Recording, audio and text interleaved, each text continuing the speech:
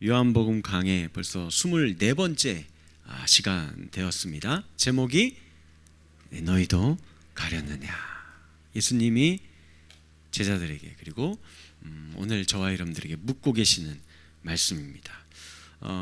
저희는 지난 시간과 지지난 시간 두 주에 걸쳐서 꼭 필요한 생명의 양식이란 제목, 그 누구죠? 예수. 그 가르침은 내 피와 내 살을 먹고 마시지 않으면 영생을 얻을 수 없다 하는 예수님의 이 땅 가운데 자신이 양식으로 내어주신 성육신의 이 비밀에 대해서 가르쳐 주신 거예요. 그걸 제가 두 주에 걸쳐서 여러분들 잘 이해하기 쉽게 잘 이렇게 설명하면서 설교했는데 어떻게 들어보니까 어떻게 잘 이해가 되시고 쉽고 그래요? 아니면 어렵습니까? 아무 생각 없어요. 네. 어떤 분들은 듣고 여전히 이게 너무 어려워요 하는 분들도 있을 수 있고, 저는 믿어요. 어떤 분들은 듣고 그래도 조금 더 이해가 됐습니다. 좀 더 잘 들을 수 있었고 좋았습니다 하고 생각하는 분들이 한 3분 정도는 있을 거라고 믿습니다. 근데 오늘 본문의 말씀을 보니까 제자들의 반응도 있어요. 이 6장 긴 본문이 다 이거 이야기하고 있는 거거든요. 이거를 길게 설명을 예수님이 설교를 하신 뒤에 제자들의 반응 딱 한마디예요. 어떤 반응이었을까요? 어렵다. 네, 어렵다. 사실 이 예수님의 살과 피를 먹고 마셔야 한다라는 요 말씀은 어디서 주로 제일 많이 나오는 내용인가요?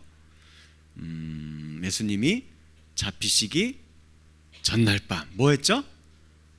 최후의 만찬. 맞아요. 제자들과 실제로 떡을 다 띄어서 제자들에게 주시고 포도주 한 잔씩 다 나눠 먹고 마시면서 그때 이 말씀을 길게 가르쳐 주셨죠.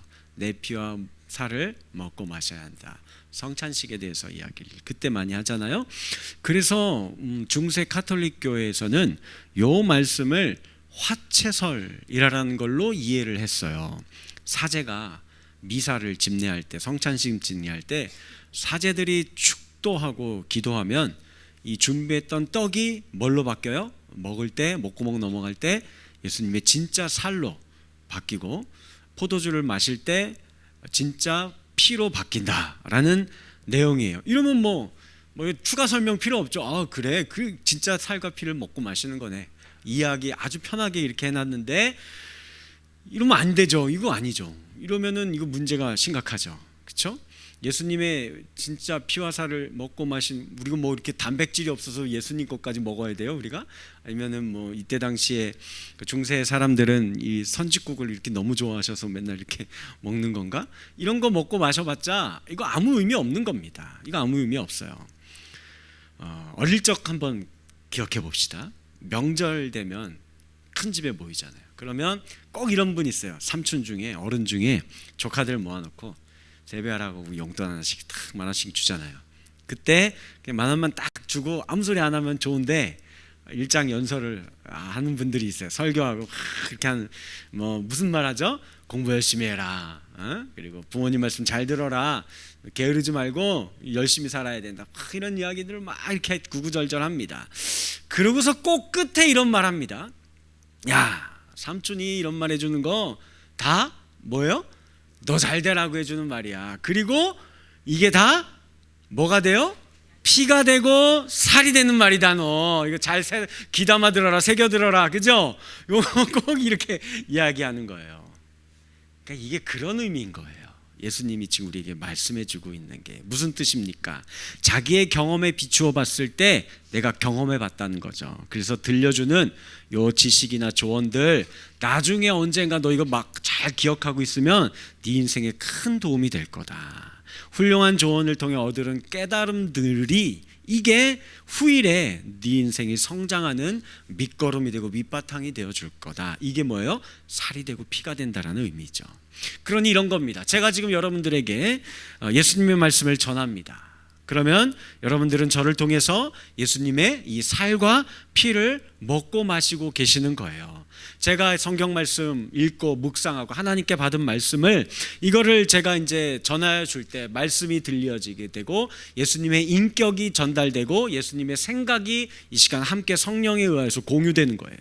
그러면 이제는 여러분들이 살면서 그때 들었던 그 말씀들이, 그 예수님의 인격이, 생각이 내가 어떤 일들을 결정할 때, 내가 어떤 행동들을 할 때에 그게 이제 좌지우지하고 영향을 끼치기 시작을 하는 거죠. 그게 곧 예수님의 인격이 내 안에 살아서 역사하는 거예요. 예수님의 인격이 내가 닮아가게 되고, 요거를 요한복음의 말씀으로 바꿔서 설명하면 내가 예수님 안에, 예수님이 내 안에 거한다라는 요 말씀이 이제는 되는 겁니다.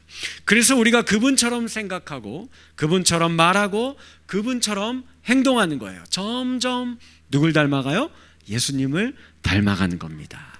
그렇게 예수 그리스도를 닮아가는 삶, 그분과 인격적인 교제를 나누는 삶이 곧 오늘 우리가 영생을 누리는 삶이 되는 거예요. 이게 단순히 나중에 죽어서 천국 간다 그 얘기가 아니에요.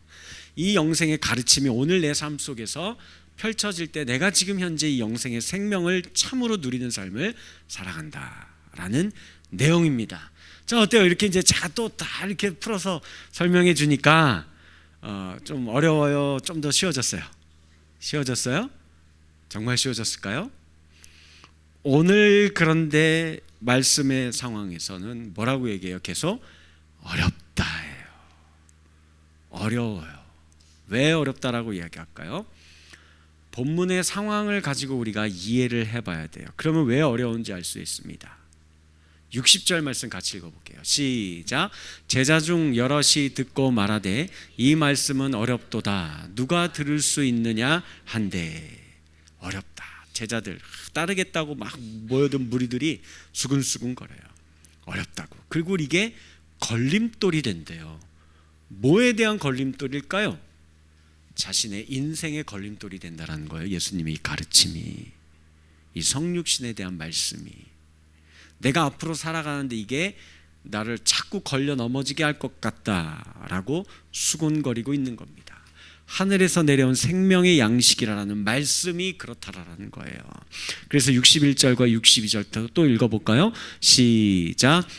이 말이 너희에게 걸림이 되느냐?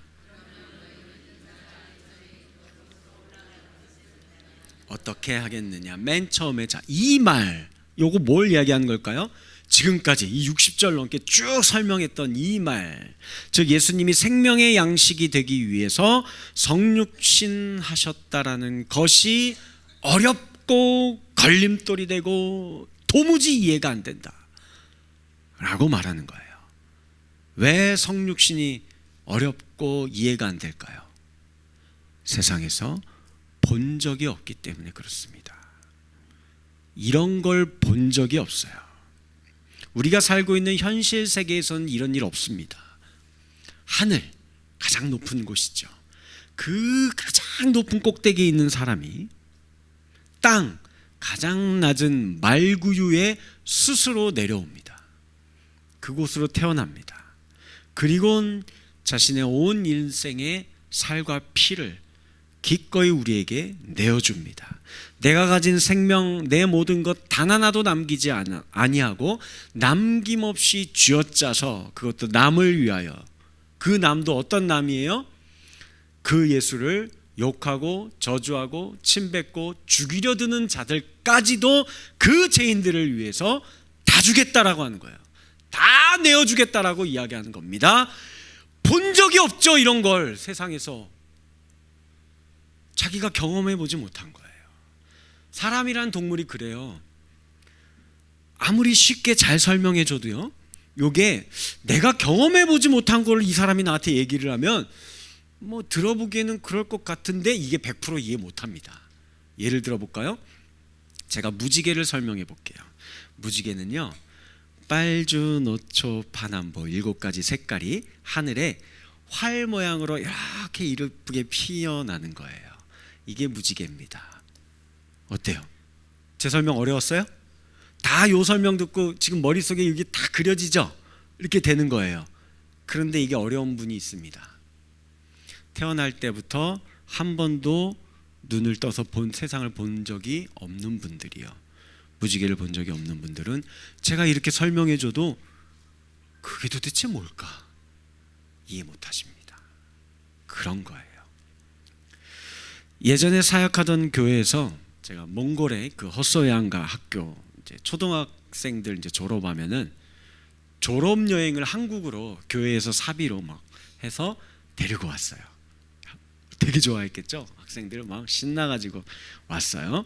그래서 이제 일주일 동안 제가 그 아이들 데리고 다니면서 한국의 좋은 곳들을 관광해 주는 겁니다.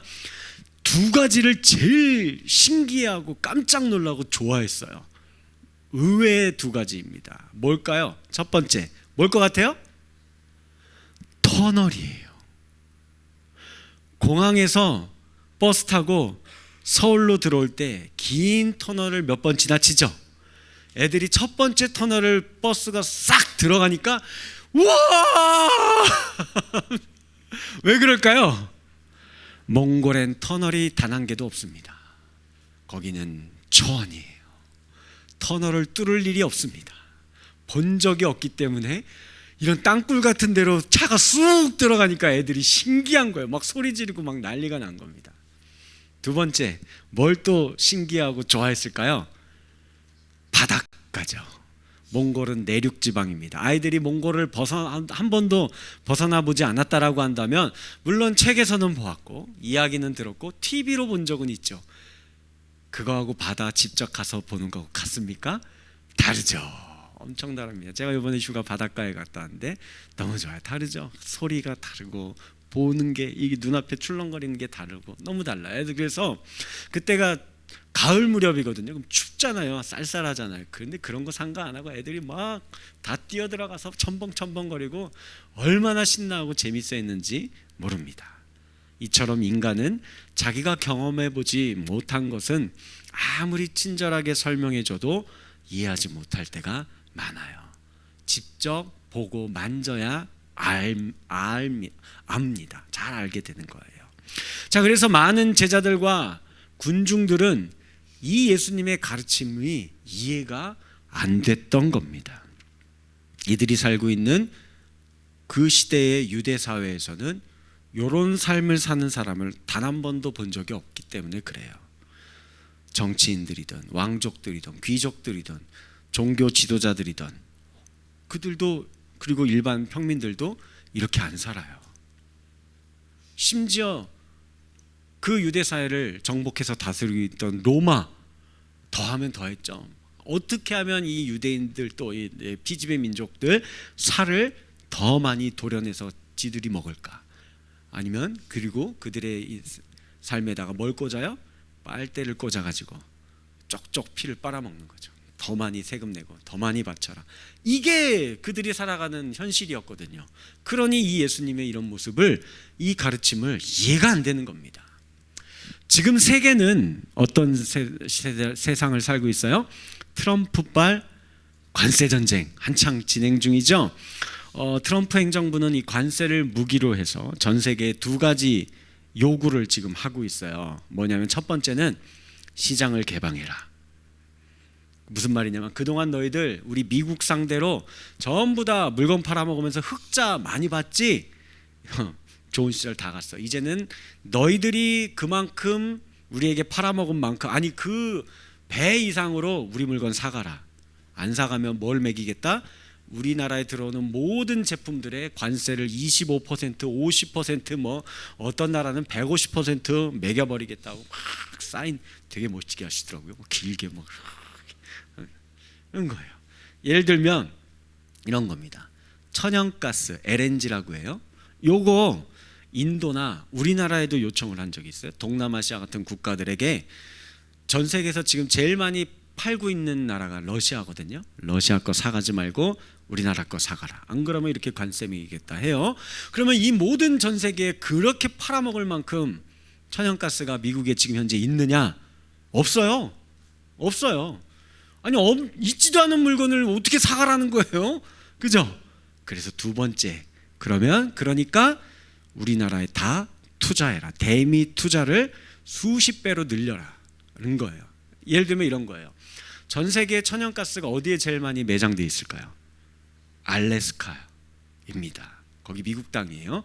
거기 아직 시설들이 개발이 잘 안 돼 있어요. 그러니까 거기 있으니까 EU 연합이나 일본이나 한국이나 너희들은 돈 많잖아. 니들이 거기다가 시설 다 지어. 돈 대 갖고 수천억 달러, 수십조 거기다 투자해서 거기다 다 지어. 그래서 가스를 뽑았지. 그리고 니네가 사가. 야, 이게 그러니까 비단 천연가스뿐만이 아니라 반도체, 철강, 선박, 자동차 모든 영역에서 관세를 무기로 이렇게 전 세계를 대상으로 너희가 살도 내어주고 피도 뽑아 먹어 가야겠다라고 말하고 있는 거예요. 제가 지금 이야기하니까 저 목사님 미국 싫어하나 봐, 저 중국 좋아하나, 뭐 진보나 보수나 뭐 이런 거 지금 얘기하는 게 아닙니다. 이 사람은요, 이 지금 제가 지금 계속해서 설교하고 있는 이 생명의 양식이신 예수 그리스도를 모르는 사람으로서는 최고의 지도자예요. 저도 만약에 예수님을 모르고 제가 그 위치에 있는 사람이면 내 나라를 위해서 그 트럼프보다도 더한 짓을 했을 겁니다. 잘하고 있는 리더자예요. 그런데 그게 다 세상의 방식이라는 거예요. 뭐 미국이든 중국이든 우리나라든 일본이든 어느 나라든 어떤 대통령이든 어떤 기업체의 오너든 다 그 방식이에요. 그거 이상하게 여기지 마세요. 갈수록 그 모습이 더 심해질 겁니다. 이상하게 여기지 마세요. 그게 세상이 흘러가는 방향성입니다. 그러니 이 예수는 본 적도 없는 인간인 거죠. 자신의 살을 주고 피를 내어주는 삶을 살아가는 게 이게 이해가 안 되는 겁니다. 이것이 예수님 당시 유대사회나 오늘 우리가 살고 있는 세상의 현실이에요. 교회 문만 열고 밖에 나가보세요. 전쟁터입니다. 총알과 포탄이 막 날라듭니다. 서로가 서로의 살을 물어뜯고 피를 빨아먹기 위해서 싸우는 전쟁터예요. 하에나와 같이 내 약점을 보이면 달려들어서 내 살을 죄다 갉아먹고 갈기갈기 찢어발기는 곳이 이 세상터라는 거예요. 서로 살을 도려내고 피를 뽑아먹으려고 안달이 나 있는데, 그런 세상에 저와 여러분들이 그 예수님처럼 내 살을 가져가세요. 내 피를 뽑아가세요. 나에게 있는 것은 제 것이 아닙니다. 하나님이 나에게 주신 은혜의 선물입니다. 기꺼이 나누어 드리겠습니다. 해보세요. 어떤 일이 벌어지나 다 개떼처럼 달려들 겁니다. 이게 웬 호구냐? 그러니 자, 이제 다시 묻습니다. 이게 예수님의 가르침이거든요. 예수님의 가르침은 내가, 저와 여러분들이, 이 말씀을 받은 저와 여러분들이 피와 살이 되라라는 가르침입니다. 우리도 예수님과 같은 삶을 살아가야 한다라는 이야기예요. 다시 질문할게요. 이 말씀이 어려워요, 쉬워요? 어렵죠. 너무 어렵죠. 그렇게 살다가는 금방 죽을 것 같죠. 그래서 여기 이 사람들 솔직한 사람들이에요. 이 제자들이 어렵다. 왜냐하면 이 사람들은 우리 지금 계속 배우고 있잖아요. 오병이어의 이 사건을 통해서 이 사람 왕으로 높여놓고서는 우리도 같이 높은 자리에 올라가자. 그래서 우리도 이제는 더 이상 우리 살과 피를 내어주는 인생이 아니라 우리도 뜯어먹는 인생 좀 살아보자 라고 생각을 했었거든요. 그런데 예수는 그게 아니라고 말하는 겁니다. 너희도 나처럼 낮아져야 한다라고 말하고 있는 거예요. 예수님이 오병이어 사건 때 얘기했잖아요. 너희가 가진 것을 주라. 그게 오병이어를 실천할 것을 가르치고 있는 겁니다. 그래서 예수님이 이야기하죠. 너희 중에 이걸 믿지 못하는 사람들이 많이 있구나. 안타까워하십니다. 여러분들, 교회만 다닌다고, 목사라고, 장로라고 권사라고 하지만 내 피와 살을 먹는 이 예수님의 참 가르침을 하나도 따르지 않고 교회 문만 열고 나가면은 그냥 뭐 세상 사람들과 똑같은 그냥 늑대고 하이에나인 거예요. 그렇게 살아가고 있는 사람들 떠나가는 겁니다. 예수님을 떠나가는 거예요. 이 말을 들은 사람들 어떤 반응을 보였을까요? 66절 같이 읽습니다. 시작. 그때부터 다시 그와 함께 다니지 아니하더라. 이런 예수님을 닮은 삶, 진짜 성도의 삶, 과연 저와 여러분들 살아낼 수 있을까요? 사셨던 분들이 계시죠. 지난 시간에도 제가 소개시켜드렸던 우리 손양원 목사님, 1945년 8월 17일 날 수차례 옥고를 치르던 그 옥중에서 석방되어서 그 옥고를 치르느라 얼마나 몸이 약해지고 병약해졌겠어요. 그럼에도 불구하고 단번에 또 여수에 있는 애양원으로 달려가서 나병 환자들 돌보고 흩어졌던 가족들을 이제 같이 모여서 사셨습니다. 자, 그러던 중에 1948년 10월 19일 날 여수 반란 사건 들어보셨죠? 여기 일어나요. 그래서 당시 반란군 중에 안재선이라는 젊은 청년이 있었는데 이 사람의 손에 이 목사님의 사랑하는 두 아들 손동인, 손동신 두 아들이 죽창에 찔려서 살해당하고 순천 인근에 버려지게 됩니다. 그러다가 약 한 달여의 시간이 지나고 반란군이 진압되었어요. 그러면서 이 안재선 요 주동자였던 청년도 체포되었죠. 마을 사람들 분노가 극에 달했죠. 저 두 청년만 죽었을까요? 아니죠. 마을 사람들에 있는 많은 사람들이 내 남편이 내 아들이 딸이 희생되었던 거죠. 그래서 이제 죽이려고 그러고 있는 그 순간에 손양원 목사님이 그러지 맙시다. 이러면 안 됩니다. 안재선을 이 청년을 용서해 줍시다 하고 그를 용서해 주어요. 그리고 심지어 자신의 양아들로 삼은 거예요. 어떻게 이런 일이 가능합니까? 예수님의 말씀이 그 목사님의 삶에 피가 되고 살이 돼서 예수님의 인격이 그 안에 그 순간에 작동되고 있었던 거지요. 그래서 그렇게 할 수 있었던 겁니다. 제가 주변에 보았던 참 존경하는 몇몇 성도님들이 이런 삶을 사시는 분들이 계셨습니다. 대학교 교수였는데 교수직을 내려놓고 자신의 그동안 모았던 재산을 다 정리하고 몽골로 갔어요. 그리고 아이들을 위해서 자신의 사비로 학교 건물을 허름한 거 짓고 그리고서는 지금 벌써 10년 넘게 그 아이들을 위해서 예수님의 사랑을 전하고 계시는 분이 계십니다. 또 어떤 제가 아는 분은 사업가인데 매일 술 먹으면서 사업하고 맨날 룸사롱 다니고 이랬던 분인데 어느 날 이제 40대 중반의 나이에 예수님을 만나요. 크게 세게 만난 거예요.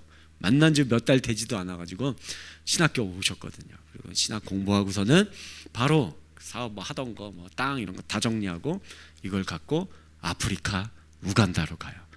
기아 먹을 거 없어서 굶어 죽고 있는 마실 우물이 그 근방 수십 킬로 내에 하나도 없는 그 깡촌 시골 깊숙이 들어가셨어요. 그리고 거기에서 자기가 돈 들여가지고 농기구들 사가지고 거기 농기구는 우리나라의 농기구에 진짜 싸야 한 5배 6배예요. 왜냐하면 수입을 다 해와야 되잖아요. 들어오면서 몇 군데를 이렇게 무역을 통과를 해야 돼요. 그때마다 세금이 막 2배 3배씩 막 붙거든요. 우리나라에서 진짜 한 10,000원짜리 낫 하나가 그 동네 가면 막 50만 원 막 이래요. 그렇게 그 사비를 털어서 황무지 같은 밭을 개간하고 몇 번에 걸쳐서 우물을 파고 그래갖고 거기에 양식이 맺혀지는 물이 있는 마을을 하나 만들었어요. 그리고 조그만 예배당 하나 짓고 아이들하고 거기에 있는 원주민들하고 같이 먹고 살면서 예수님의 사랑을 전하는 분이 계세요. 또 지금은 돌아가셨지만 변호사 직업으로 자신이 부귀영달을 얼마든지 추구할 수 있었는데도 그러지 않았어요. 가난하고 돈 없어서 억울한 일 제일 많이 당하는 곳이 어디예요?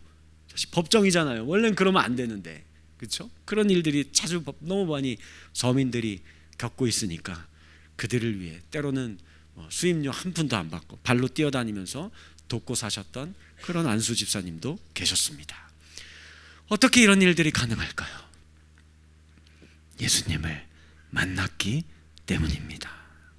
하늘을 보았기 때문에 그래요. 내가 이 땅에만, 그러고 서로 내가 안 뺏기려고, 안 뽑히려고, 또 어떻게 하면 내가 또 뽑아먹을 수 있을까, 그 생각만 하면서 살고 있었던, 이렇게 삶을 살아왔었는데 예수님을 만나고 보니까 하늘의 삶이 있던 것을 그들이 본 거죠.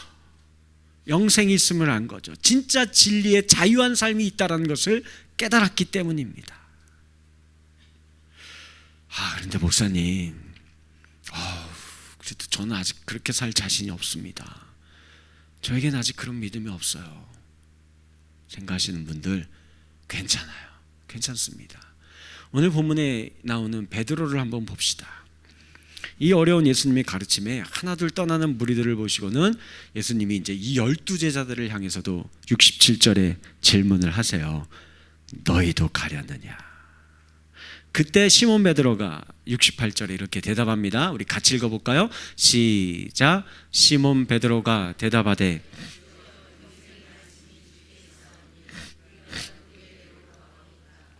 이 베드로의 대답, 엄청난 대답 같죠? 그러나 실상은 그렇지 않아요.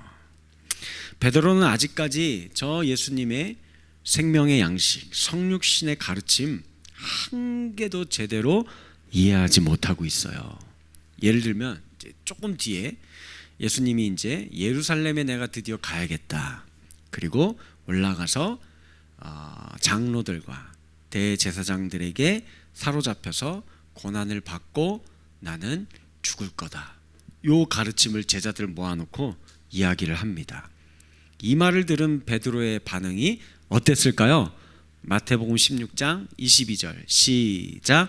이에 베드로가 예수를 따라 붙들고 주님, 안 됩니다. 절대로 이런 일이 주님께 일어나서는 안 됩니다 하고 말하면서 대들었대요. 저거 뭔 말이냐면 예수님 멱살잡이, 양반이 지금 연태까지 내가 왜 당신을 쫓아다녔는데 가갖고 잡혀갖고 고문당하다 죽는다고? 그 말이야 막걸리 하면서 막 확 신경질 내고 있는 거예요. 그게 뭐예요? 예수님의 가르침을 여전히 예수님 죽기 전날까지 이해 못했어요. 심지어 예수님이 이제 잡혀가던 날 밤 군사들이 막 오잖아요. 그때 베드로가 품에 칼을 하나 품고 있었거든요. 이거 꺼내가지고 그 중에 한 사람 막 휘둘리다가 귀를 잘라낸, 말고의 귀를 잘라내는 폭력을 행하기도 합니다. 또 때로는 대제사장 가야바의 뜰에 예수님 결박되어져서 잡혀갔어요. 그리고 그곳에서 막 침뱉음 당하고 막 따기 맞고 막 그러면서 고문당하고 있을 때 몰래 쳐다보고 있다가 들켰잖아요. 사람들이 3번이나 너 저 예수하고 똑같이 같이 다니던 그놈 아니야 하고 했을 때 무슨 말이냐, 나는 한 번도 저 사람 만난 적이 없다고 3번이나 예수님 부인합니다. 형편없는 제자의 모습이죠. 믿음이 어디 있습니까? 예수님 닮은 구석이 하나라도 있어요? 예수님의 말씀을 하나라도 제대로 지금 이해한 구석이 있습니까? 예수님의 인격을 그대로 살아내고 있는 모습이 있느냐고요? 아무것도 없잖아요. 엉터리 제자 같은 모습입니다. 그러나 중요한 것은 이 부분이에요. 다시 68절의 고백을 봅시다. 제가 좀 번역해 놨어요. 주님, 당신만이 영원한 생명을 주는 말씀을 가지셨는데 우리가 주님을 두고 어디 가겠냐고, 누구에게 제가 가겠느냐라고 고백하는 거예요. 저 앞부분의 고백은 이겁니다. 제가 이제 예수님 한번 만나서 알게 됐다라는 거죠. 이 세상의 요 삶만이 다가 아니라는 것을 알게 됐습니다. 영생이 있다는 것을 알았습니다. 진짜 진리와 자유를, 진짜 자유한 삶이 뭔지를 알았습니다. 내가 더 높은 자리에 올라가고 더 많은 재물을 소유해야만 자유할 수 있는 줄 알았는데, 내가 하고 싶은 거 마음껏 하고 살면 그게 자유인 줄 알았는데 그거 아니라는 걸 이제 알았습니다. 그러나 아직 이 베드로가 예수님을 완전히 다 이해했어요? 이해 못했어요. 하나도 이해 못했어요. 혹시 제가 물어볼게요. 여기 계신 분들 중에 사도 바울처럼 나는 하느님 나라 3층천까지 올라가 보고 왔다, 여기서 다 안다 생각하시는 분들 있어요? 거기 갔다 와도요 아무것도 몰라요. 바울 거기 갔다 왔다고 해서 자기가 다 안다 그렇게 얘기하지 않았어요. 조족지어 그랬어요. 내가 세 발의 피만큼 아무것도 나 모른다 하나님에 대해서 이야기할 수밖에 없게 됩니다. 예수님의 말씀을 깨닫지 못해요. 여전히 성육신과 십자가의 가르침을 체득하지 못했습니다. 그러나 상관이 없어요. 뭐만 하지 않으면은요, 주님을 떠나지 않으면 되는 거예요. 우리가 어디로 가겠습니까? 제가 아직 다 몰라도 주님 곁에 있겠습니까? 우리가 주님을 두고 어디 가겠습니까? 이 고백이 있으면 되는 거예요. 주님을 떠나지 마시기 바랍니다. 그분 곁에 머물러 계시기 바랍니다. 그분과의 말씀을 가까이 하시기 바랍니다. 그분과의 사귐을 중단하지 마세요. 그러면 내가 그분을 깨달아가는 게 아니에요. 그분이 다시 나에게 찾아오십니다.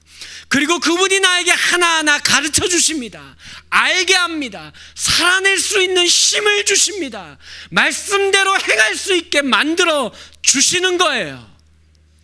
베드로가 이거 예수님 죽고 부활하셨는데도 시리에 빠져서 실패자의 모습으로 갈릴리로 돌아갔었죠. 그 해변가에 실패자의 모습으로 있었을 때에 예수님, 이 믿음 없던 자신의 모습에 시리와 절망 가운데 있던 베드로와 이 제자들에게 예수님이 찾아와요.